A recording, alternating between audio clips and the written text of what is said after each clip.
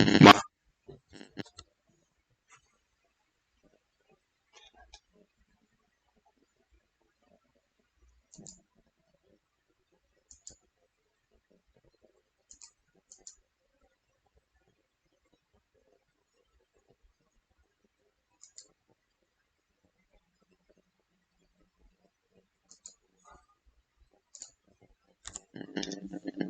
capillary tube applications used on fall fractional horsepower hermetic compressors.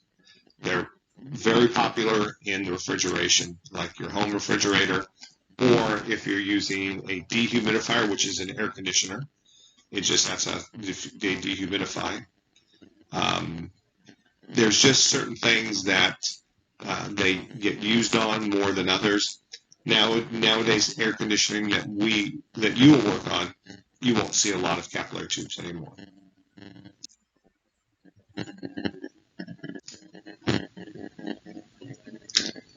Median orifice. Orifice is just a hole in something, and there's two types. The top picture, again, you can see these probably a little better in your book, but the top one is a fixed orifice. It's just a fitting with a hole drilled inside of it, and it's of a specific size, so you won't have too much refrigerant or not enough refrigerant going through. Again, it's not an exact science. They would say scientists have made these, but it does not run the best it can. The piston type, which is the lower one, has a little brass fitting that drops in there, and I'm not sure why they don't have that in the book, but we have one in the classroom we'll be in for lab, and I'll show you what they look like. I might be able to input a picture of it after the slide on what it looks like.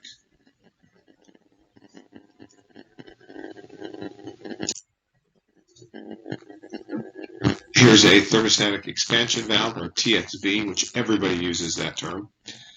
You don't have to call it a thermostatic expansion valve. It meters refrigerant. The important part about this is you see in the picture this silver bulb on the left-hand side of that picture. That is a bulb that gets strapped tightly and insulated to the pipe that's leaving either inside the unit or outside the unit, the evap coil heading back to the compressor. And what that is doing is reading the temperature of the refrigerant.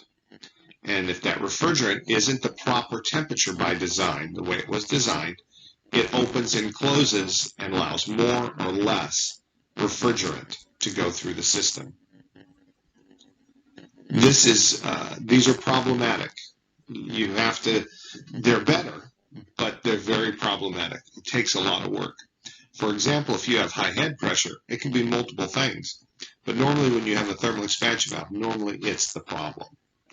And a lot of these units, the pressure holds open the pin inside this unit, and you should look at the pictures and see how it's built, because it's fascinating. So if this bulb goes bad and no refrigerant is going through it or expanding inside that bulb, then this unit will shut down. So now you're going to get a very high head pressure and not know why, but it's normally, in the vast majority of cases I've worked on, the thermal expansion valve is bad. And this one downfall to them is they do fail, and for a lot of different reasons.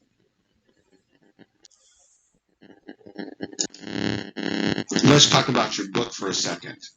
There's about 7 pages on a TXV in this book. If you read any of the 7 pages in this book, these are the 7 you want to read. TXVs can be very confusing, but you're going to see in about 75% of the cases, this is what you're going to have in a unit. So you really need to understand the TXV. And what happens is when the refrigerant comes in, you can see it says from liquid line, that red line going in. And then this sensing bulb that has filled refrigerant, it's the pink area at the top going over to the bulb that's on the discharge line. I'm sorry, the suction line. You can see that this thing opens and closes to allow more through that little pin at the end of the liquid red line. the more refrigerant in. So if the refrigerant, the temperature of the suction line is a little bit warmer, then they speed up the flow of the refrigerant. The warmer, it swells up, it pushes down, lets a little bit more refrigerant into the line. If the line's too cold, then it will contract. The spring will push up on that yellow spring will push up on the pin that goes into the liquid section, and it will shut it down. So it goes by the temperature of the outward pipe. Should it add more or should it take more out of the system? They're great systems, but you need to know and understand how to check these. Very simple way to check these. If you don't think it's working, is a really good way to tell. You put your gauges on it. You go inside and you can take it off the pipe. There would be clamp and insulation on it, but you'll take those off, put it in your hand, and you're going to take it from what might be 50-degree coil or a 45-degree suction line to your hand that's close to outside temperature, about 80 degrees. That will change the pressure on the system immediately. If the pressure changes, then you know it's working, it's doing its job. If you put it in your hand and take it up 30 degrees, the pressure doesn't change, then you know it's not working. So there's a lot of simple ways to test this. That is the quickest, fastest way. I mean, you can pour warm water over it. You can do other things to change its temperature right away. I prefer the hand test because you don't want to damage it. You want to put boiling hot water or hit it with a torch because it will explode. I mean, it will leak. So, and then it will stop working, or it can damage the inside of the thermal expansion valve. So you don't want to do that. But using your hand or some warm water that's in the 80, 90 degree temperature would be fine. But the easiest way is just pop it off, put your hand around it, and you'll see it's working.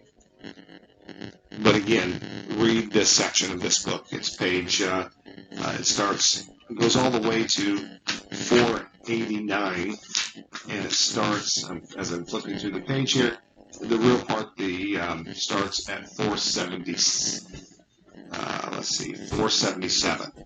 So 477 to 489, very important pages, but the first 5 pages are very important for you to read and understand. Flash gas. Other classes have taught about flash gas. Flash gas is 20% of the refrigerant that's put through a metering device. When it hits the larger pipe on the other side of the metering device, it automatically flashes off into gas. 80% stays liquid. It's just nothing you can do about it. It's the way this chemical reacts. And it does drop the pressure on the other side of the metering device.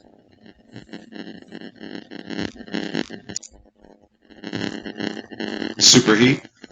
We have went over this last week, and you'll hear it every week, I would hope, until you leave school. Superheat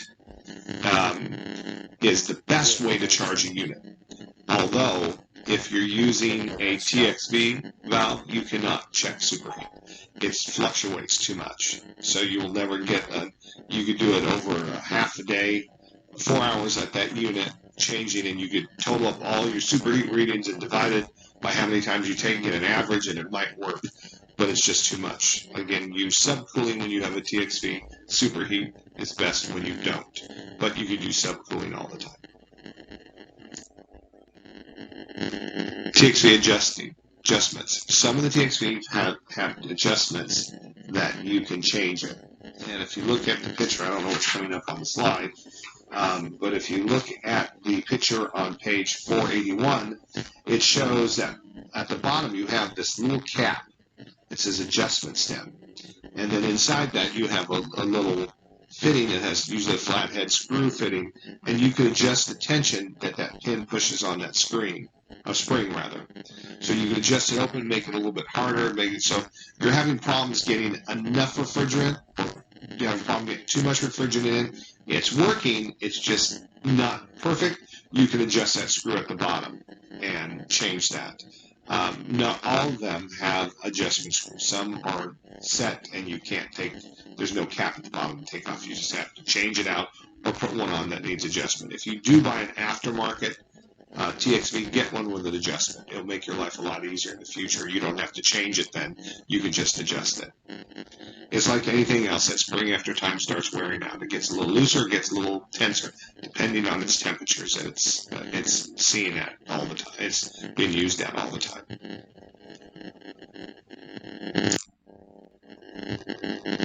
Hunting. Mechanisms goes too far in one direction or overcorrecting. A TXV will do that.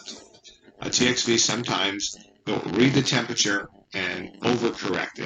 It says the pipe is too warm, it'll add more refrigerant, it adds too much, and then it goes far the other way, and then it says it's too cold, so it cuts back on the refrigerant, and it's a constant battle back and forth. You hear about a lot of this in thermostats. When you have an automatic thermostat that either turns heat on or cooling on depending on the temperature of the room, and it does it automatically, you don't have to go over the thermostat and flip the switch. Sometimes they fight. It's hard to put those within 6 degrees of each other, because if they're at 3 degrees of each other, the air will come on, get the house too cold, then the heat will come on, then the heat will come on, get the house too warm, and the air will come on. It's a constant battle. It's not very efficient. These have the same problem.